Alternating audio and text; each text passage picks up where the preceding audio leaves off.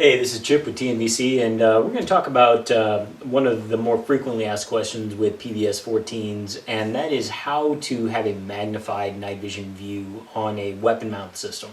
There's really two ways that people talk about doing it, and one's a little bit more effective than the other.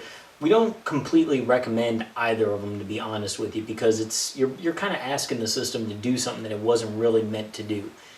So let's talk about the first one that is not as effective. As you know, most red dot sites have, or most red dot site manufacturers have 3 power magnifiers that can be quick detach on and off, so you can use it when you need. And guys talk a lot about having their aim point or their EOTech with a 3x magnifier and then putting a PVS-14 behind it.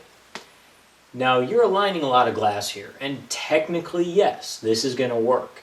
You're going to see a lot of light loss, though, because every time light travels through a lens, whether it's a house window, whether it's the glasses on your face, or whether it's an optic on your gun, it's going to be diminished somewhat. And that light degradation is going to happen all the way from up here through the second optic before it even hits the PVS-14 objective lens, which is the light gathering lens. So you're already behind the power curve before you even start using your night vision.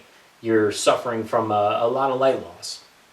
And the second reason why we're not really big on this system is for obvious reasons. That's a lot of freaking glass up there. It's a little obnoxious even, you might say. And then when you go to take the PVS-14 off, now you still have your optics moved way up here. It's not conducive to using the weapon during the day and then going to at night. This is almost a dedicated night vision weapon platform in and of itself. The second way that guys want to do this is by using the USGI 3 power magnifier threaded into the PVS-14 and then put behind your red dot optic. As you can see here, the red dot optic is moved all the way up on the handguards. There's not even really room for it back on the receiver. Now, this setup is a little bit more conducive because you've got your light gathering lens of your 3 power magnifier that's already attached to the objective lens of the goggle.